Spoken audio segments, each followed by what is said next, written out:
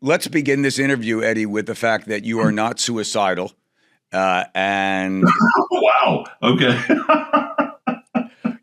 Okay. You sure? Okay. The reason sometimes you have to start that is because the work you've been doing for the last, I don't know, since 2018, 2019, which you put you very close to possibly uncovering bodies, young bodies that might be buried somewhere there in New Mexico on the famous Zorro Ranch that Jeffrey Epstein once had. And I've been following your work, and you seem like the only guy standing there on the platform yelling at a train going by. Or do you feel at this point, after all the investigation and all the citizen journalist work you've been doing, that you're actually getting somewhere? So the fact that you and I are talking, it definitely says that we're getting somewhere, and the conversation was reopened. I like to consider both what you and I do legitimate journalism. I think what people do on TikTok and Twitter and all that kind of stuff, that's different. That's citizen journalism. But, I am in possession of an FCC license, and you're on a legitimate platform. And unfortunately, the people who are legitimate didn't pay attention to this. So I'm literally getting every inbound news organization in the world, BBC, Reuters, New York Times, like all of these people coming to me for how do I get access? What do I do? Who are the sources? What do we like? Okay, so you're legitimate news organizations, and you know that of the properties that Jeffrey Epstein was in possession of, this was the only property that wasn't seized or wasn't taken possession of or investigated, etc. So we're getting someplace now. It's too late, as the New York Times article told you. These people have moved on. Curley, I mean, they have just gone into places that, they're hiding. They don't trust the government. They don't trust what has been, happening in terms of the investigations. The three states that have the highest child trafficking on a per capita, or I think it's just overall, is Florida, Ohio, and then New Mexico. And we have porous borders here in our state, right down in Columbus, New Mexico. And, it's incredible the amount and what these people need between just the trafficking and the crypto that really, facilitates that $300 billion a year network of trading, underage children. And in the case of Epstein, he did it for blackmail, and he did it to, get leverage so that he can create financial deals on behalf of, we'll just say for right now, until we'll see this, where this investigation goes, or this interview goes, sort of, who he was doing it on behalf of. And I think probably you and I probably feel the same way about who he's working for and what he's doing. So here's the quick history on the property. It's quite large. It's a 30,000 square foot piece of property, but I think altogether it was 7,500 acres or something. It's up there in New Mexico. And I saw one of the bits of research that you did, one of the pieces, that the land was sold to Epstein for, was it $323 or something like that? So it was a lease, and we're in a non-disclosure state. I don't know how it is up in Washington, if you're disclosure, non-disclosure, but that is a great thing to focus on, Curly, which is, was the property listed? What did the property sell for? And more importantly, and this is really, people say this is a rabbit hole of conspiratorial stuff. Did Jeffrey Epstein choose New Mexico, or did New Mexico choose Jeffrey Epstein? And it's more involved than that. So we're going back to the 70s, late 60s, early 70s. We're talking about, the methods and the modes of which this stuff was installed here. And you'd have to look to the Santa Fe Institute, Ghislaine Maxwell, her sister Christine, and then I think more importantly, look to, Robert Maxwell himself, who was, died in an accident. Hey, he was naked. He fell overboard. He had a bad heart. Everybody knows that. There's a cut on his head. So he was nude on his own yacht, and for some reason, and then hit his head, and then fell into the water, and then died. Sure. Okay. Sounds good.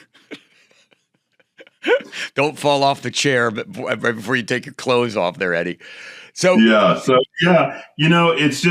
it's way more in depth. So you ask the property question. I mean, even the most basic surface questions that you ask, it's sort of like a different type of thinking. It's lateral thinking, right? Like you got to think about things and everything. My name is Eddy. I turn everything on its head. You know what an eddy is? It's a spiral that goes in the other direction. If you've ever been to Australia or New Zealand. And by the way, those are the journalists I've talked to most notably are people from Australia, people from New Zealand, people from London, the BBC, Reuters, all of that, the biggest news organizations. I've been speaking to France. Japan has a play in this. I mean, this thing is global. It's worldwide, and it's infecting, financial sectors, thought sectors, academic sectors. This is not something that's just going to like unravel today and it's like, Eureka, we got it. We got we're not getting to the end of a Dateline episode. Like this is a saga that involves all people in various different capacities, one form or another. And that's kind of like the key here, Curly, which is these people unknowingly were participating in this because they're not smart enough to kind of see the big picture. You've got to really kind of understand things from a deep state sort of mind. You've got to really understand, what's really at play here. Yeah. And that's where it gets so complex. I mean, take all your Joe Rogans and all the guys in the world like, oh, we're getting really into it. Because you spend 3 hours on a topic, that's going to get you nowhere. Like this kind of stuff, every social media I've been banned off of, as soon as my stuff goes up, it comes down. Like I've been shadow banned everywhere. And for years, it just happens. And it's because, there's things that will let you know, and then enough. But, this is way more and way beyond child sacrifice, cannibalism, ritual sacrifice. This is about leverage and financial institutions, which goes so many layers deep that you won't even be able to sort of process that. You'll need to be getting with, forensic accountants to try to figure out like how this stuff, Shell LLC companies, like the layers that this can go into is just, phenomenal. And these people aren't smart. They are brilliant.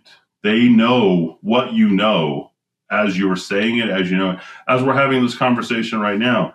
There's no doubt that all my stuff is just going straight to the NSA, going to CIA, going to Mossad, going to all these people. And I think people need to be like more aware of that. Like if you're clicking on into social media, TikTok, Twitter, etc., what you think your keystrokes aren't like going straight to these, clearinghouses? I mean, this is about global leverage and world power. Which brings to the big topic then becomes, Eddy, it's so big. Yeah, so big. Right, you go back to 1880, you go all the way back, to banking, to the beginning of the feds, Sure. right? And it's so complex. You get into that rabbit hole. And I got to tell you something, I've spent hours and hours, nothing like you've done. I mean, only probably 1/100th of the amount of research. But you go into that rabbit hole, and as you're down there and and when you come back out of it, you're like, well, then everything is just a big load of excuse my French, crap. I mean, it's shit. You realize, well, I can't trust anything. And then you think, well, what can I possibly do about it?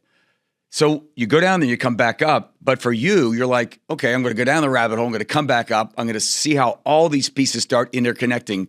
But ultimately, it comes down to you, Eddy, are like, why are there two possible young girls buried on this property in New Mexico, right? So the biggest mistake that Jeffrey Epstein made was not killing every person who went onto the property. Like, that's the problem. You can't have survivors tell their story. So having an Annie Farmer or various other people make it out, like what all the 35, 40 people got, awarded, compensation for what happened to them. There's more than 1,000 plus victims, and there's many victims you never knew the name of, people who have disappeared. We've talked about child trafficking being just gigantic and huge. I mean, these are people who are traded as currency. And, it's not just two people buried in the dead. Like, that's the least of it. I mean, it's way beyond and way more. So kind of give you an example of like, and I'm not smarter than you or more informed. I happen to have the fact that I am here and I'm from New Mexico. Right. So, like, you're here, you have a natural interest in things that are happening in your place, your curiosity, and then you ask questions, and then, people have like inbound questions, and then they come to you, and then you're sort of like discerning like what is real and what isn't, and what to follow and what's not. And then, I don't ever, kind of go against my gut, and I kind of judge that. For everybody. It's like the media is constantly trying to gaslight you. I don't care if you're watching the Today Show or the morning show, whatever. Like, as they start, they're gaslighting you. They're lighting you up with, like,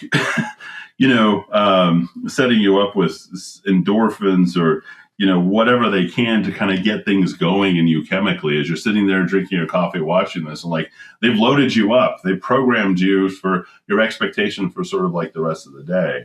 And then you are like, how do you trust like anything else for the rest of the day after you've already been programmed? And, people have to pull themselves away from these things where they program themselves. And here's the example that I'll set in front of you. So you were in copy and receipt of the New York Times article. And the guys here were from the New York Times, and they came in. They're very gracious. I've been a subscriber for the Times forever. I love reading the Times because the Times is programmatic on Sundays. Like, just go to the opinion section and the business section, then just shuffle through it, right? And then that is the plan for the Oppo plan for the week. Those are all their talking points. That's what they're running out. The media's reading, like, did you read the Times? Did you read the Times? And they're all like doing all this kind of stuff. And then before you know it, they have all their talking points for what they're doing. Yeah. So, I got it with the New York Times. They said, well, take a drone and fly it over Epstein Ranch. We've already been onto it. And, that's great, right?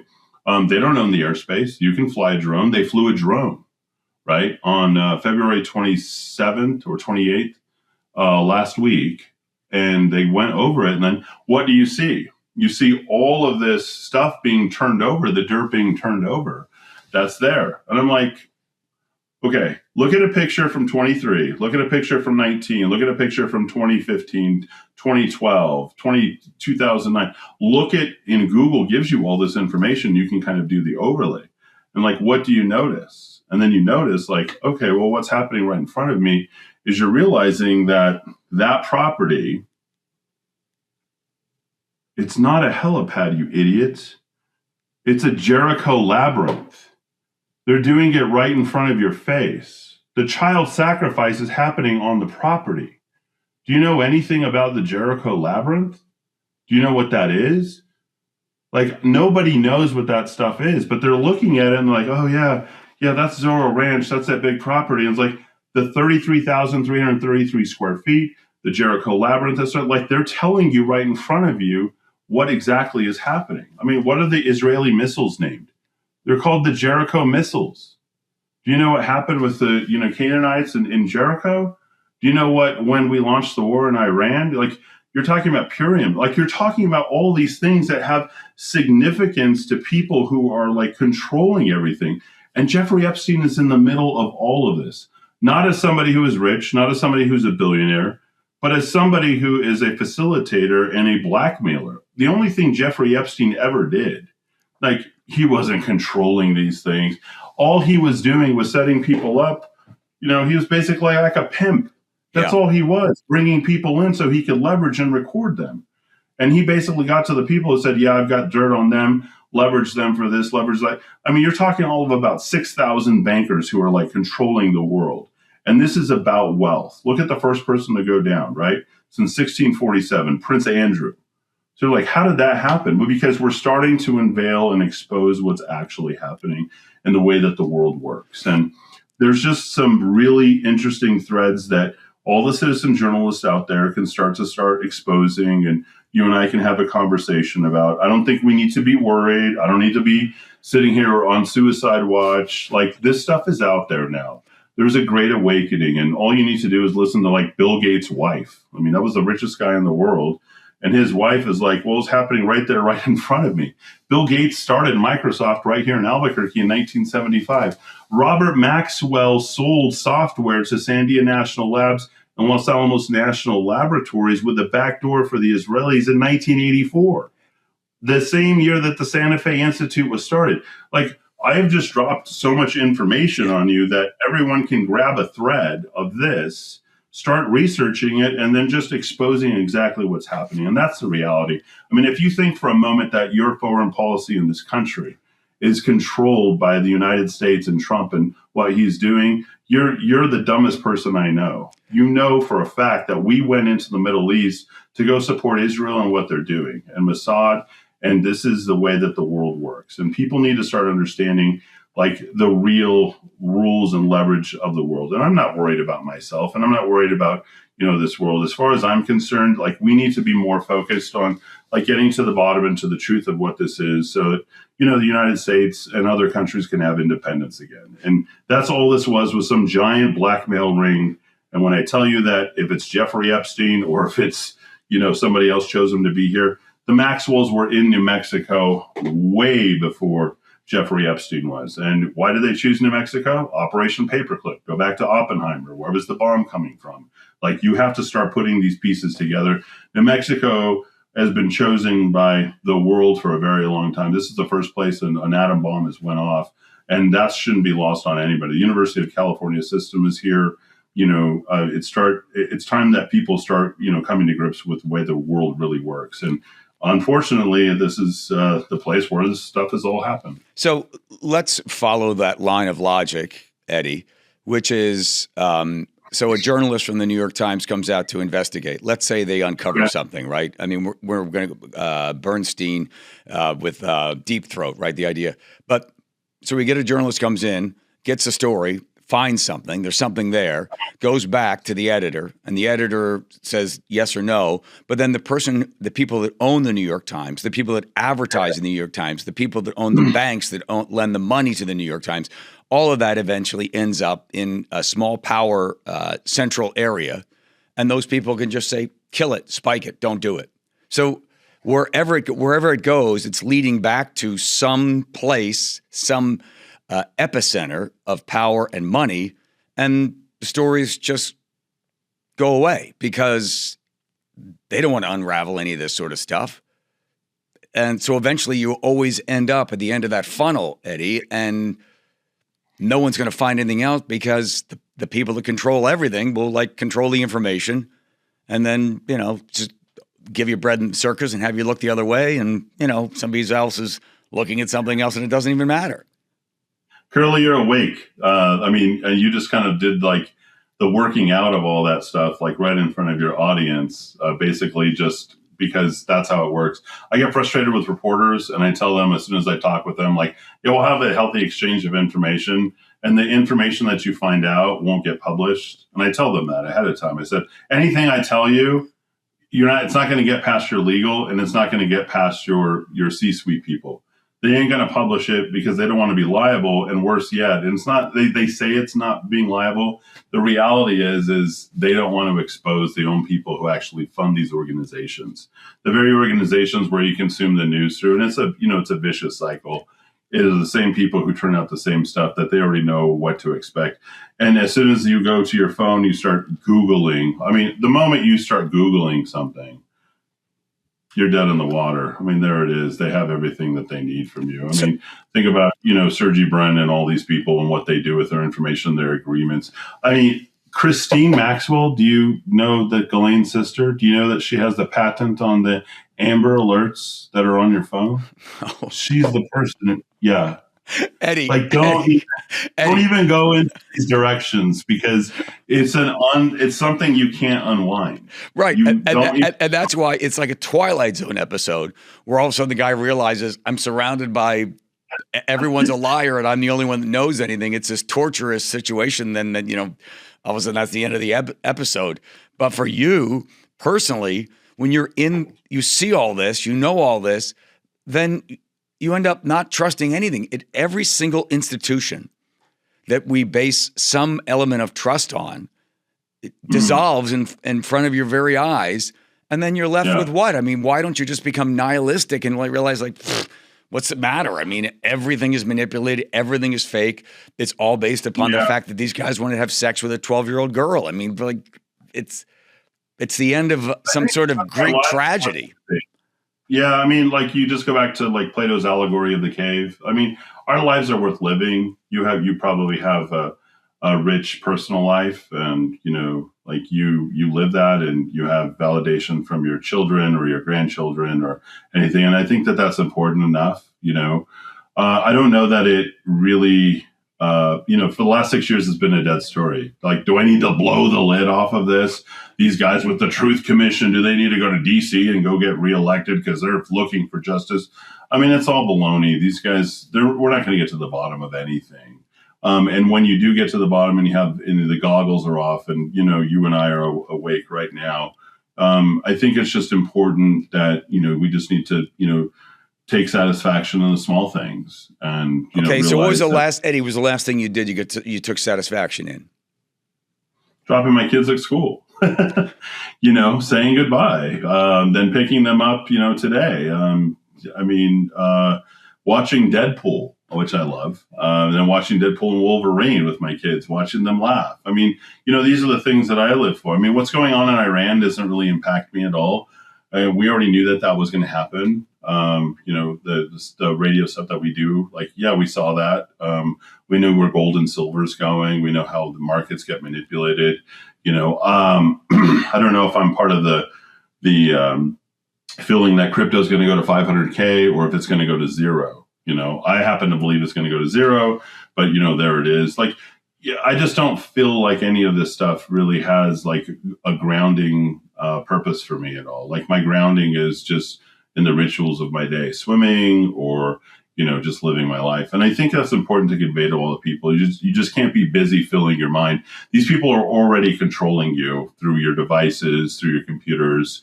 Artificial intelligence has already developed its own religion. Epstein was getting into transhumanism, which is, beyond the boundaries, fantastic about what he wanted to do. It is well known that Jeffrey Epstein did not want to have and break bread with his own victims because they weren't of the blood that he was. This goes back to the 70s. And I don't know that that's worth unraveling at this point, more than what we've already done. Wait.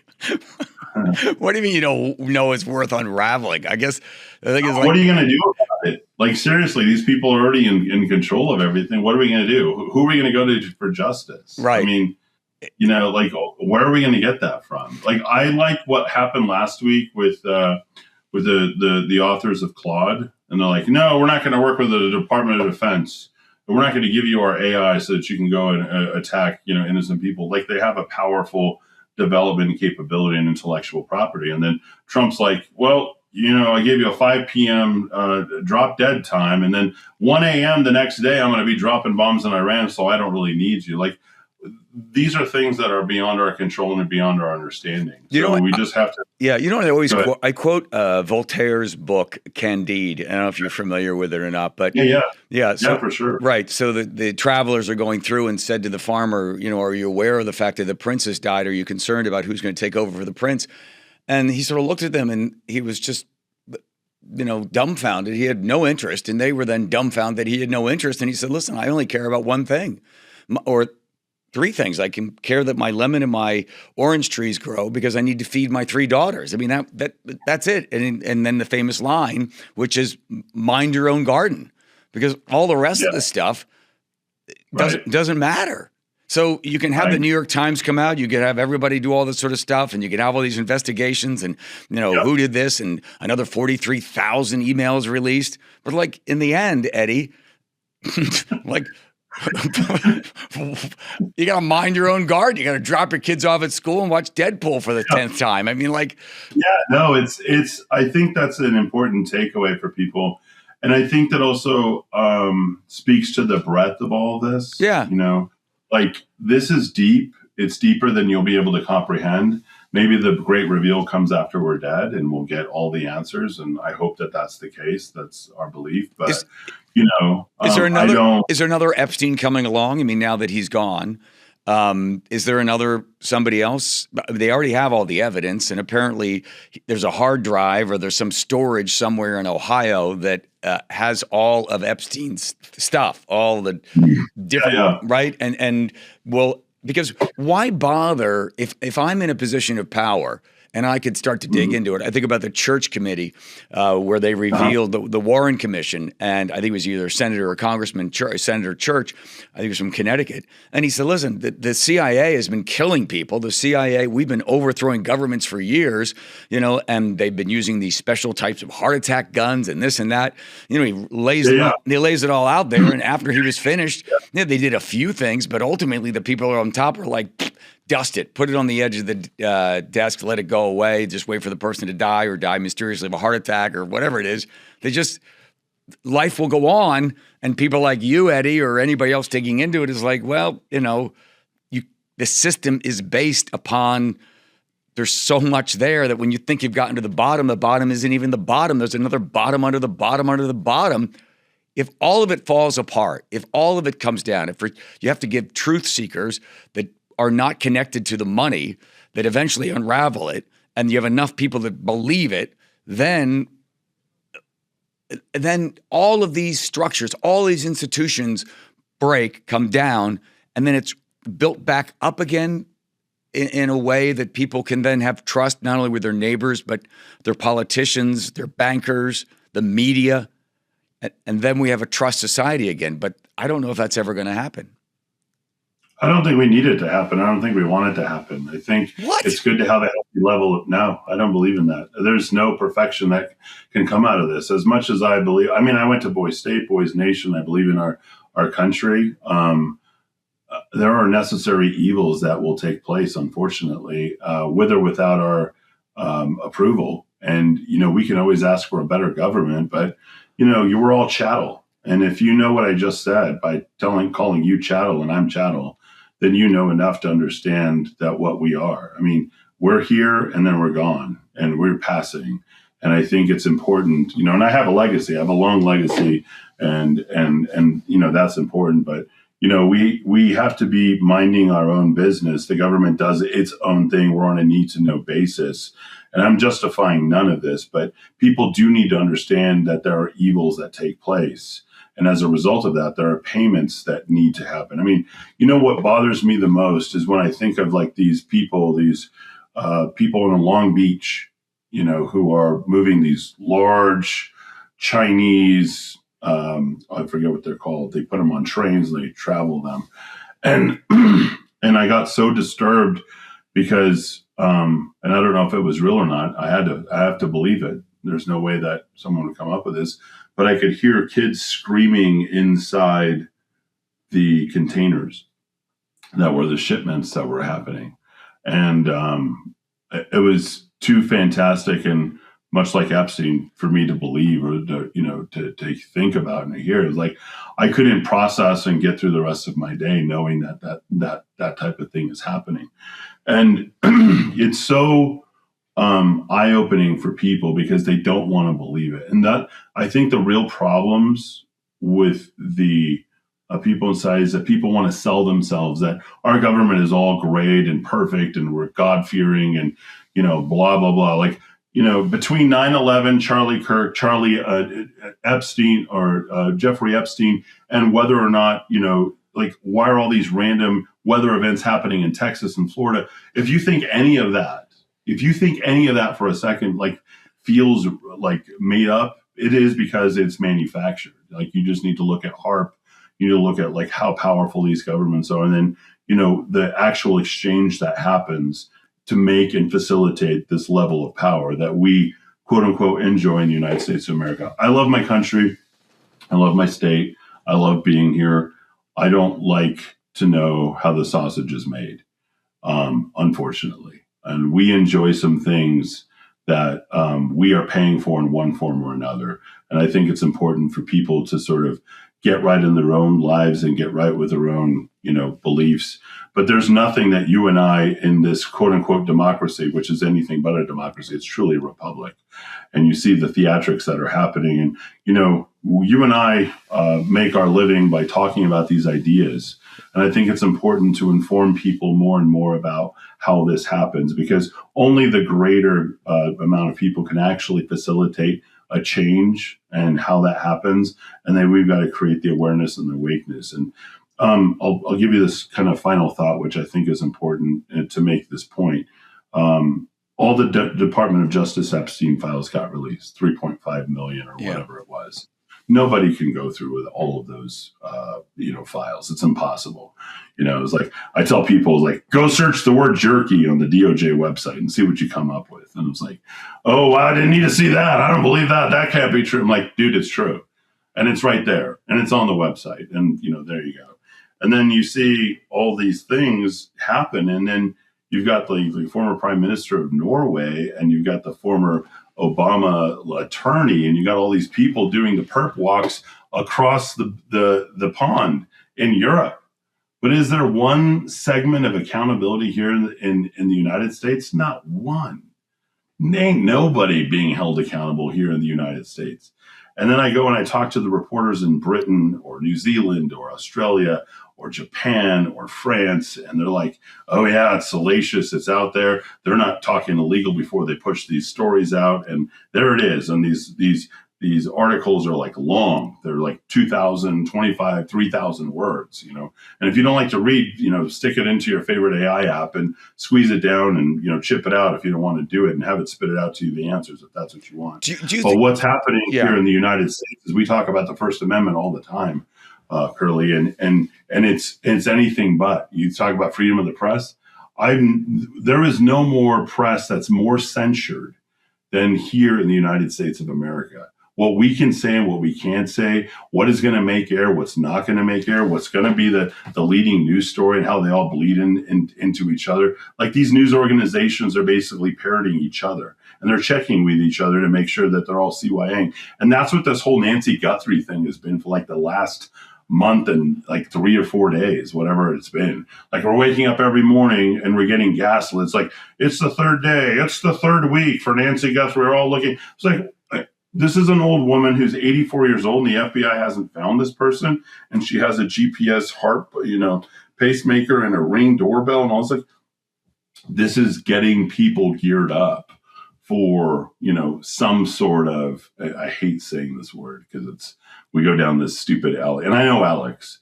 We go down this stupid Alex Jones, psyop, but that's what it is. It's a psyop. It's to get you, like the 7 a.m., 7 p.m. news, to get you geared up so that you can't go off into these directions.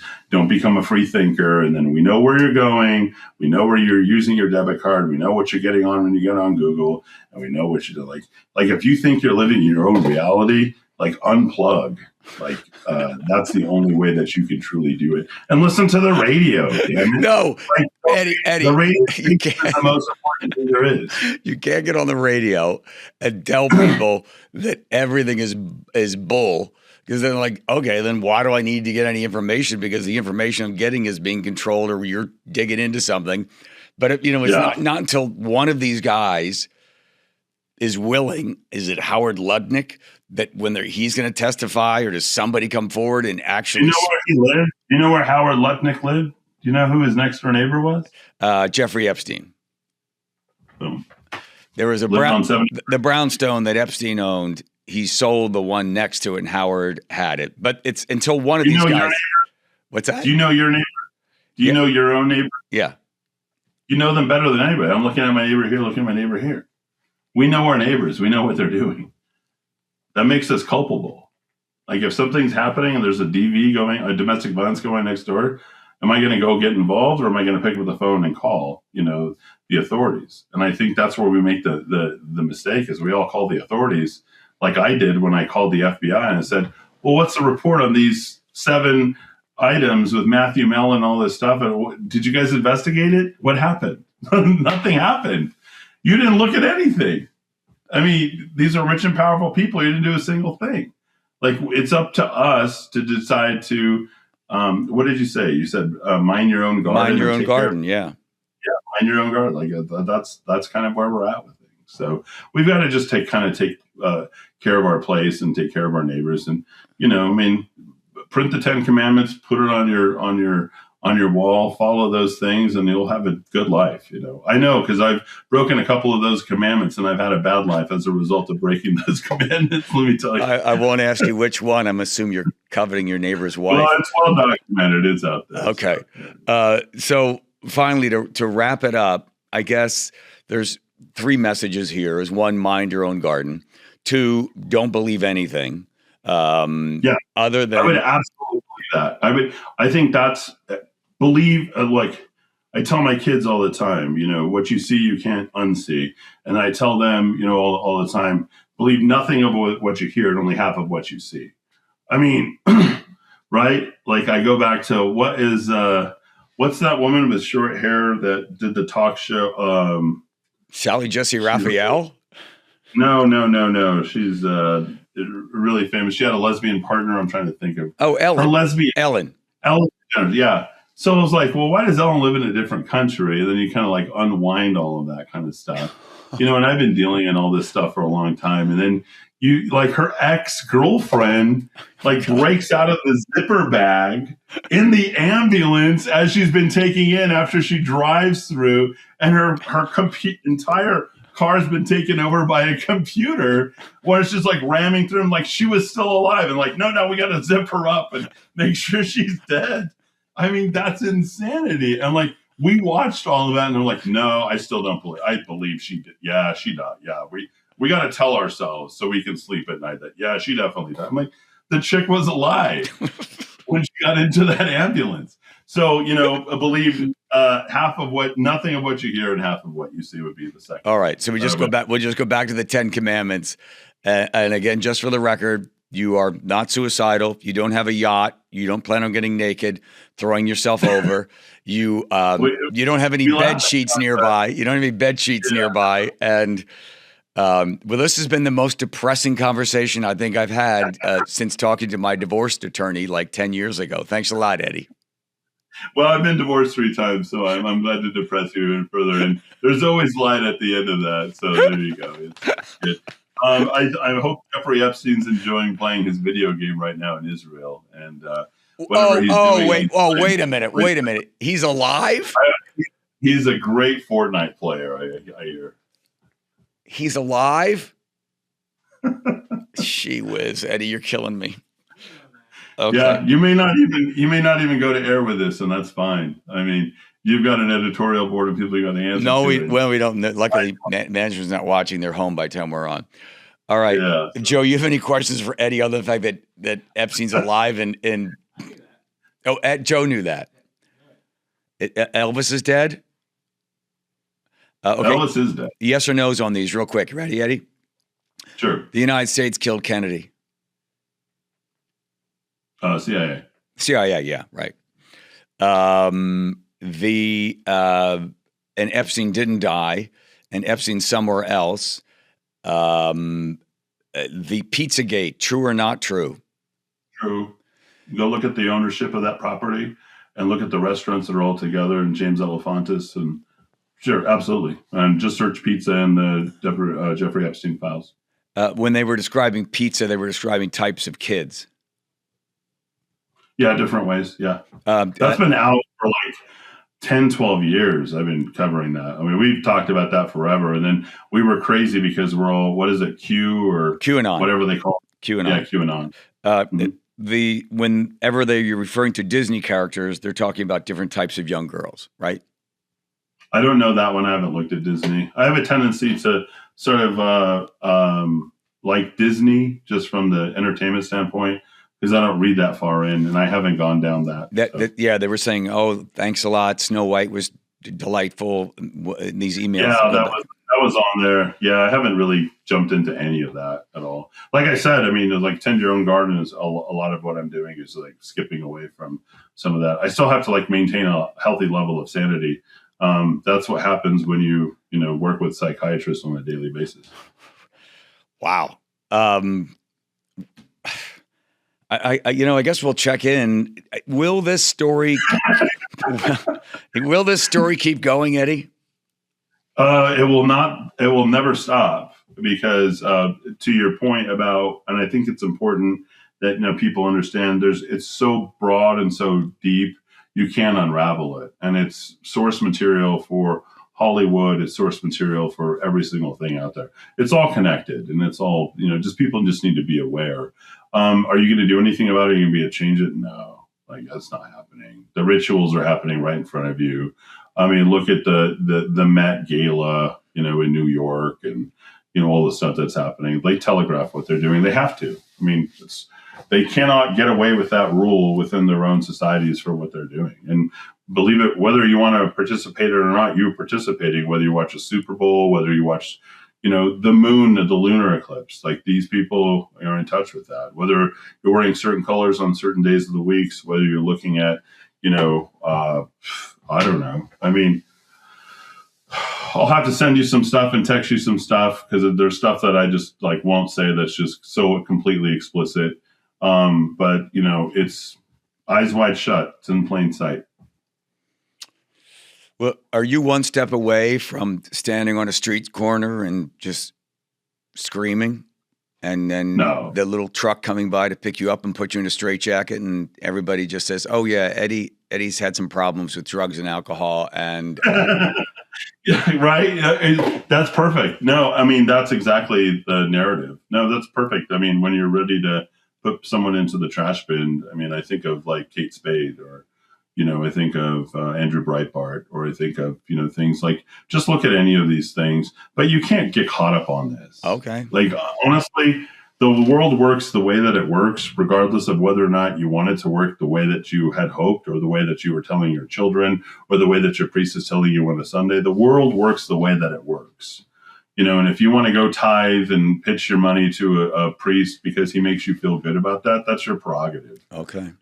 Whatever you want to tell yourself to believe, you can gaslight yourself, or you can get gaslit by the media. I mean, the important part is, you almost want to be like a transcendentalist, like Emerson or Thoreau. You just kind of want to go into that direction and just kind of live, for the things that you can enjoy and understand, the things that you can experience in a sensory sort of experience, or the things that you can experience. I mean, we're in virtual reality, right, and AI world now. We're in worlds that are being created, and you don't even know if they're real. Well, Eddie, next time I drop acid, I'm inviting you. You draw what? Next time I drop some acid, I'm inviting you. Yeah. Okay, I've never done that. I don't do drugs, but I appreciate you. You, me, Joe. I mean, we could go places, baby. In the meantime, I got to get back on the radio. Hey, thanks, Eddie. Appreciate your time. I appreciate you very much. Thank you so much. Thanks for taking the time. Thank you, Eddie. See ya.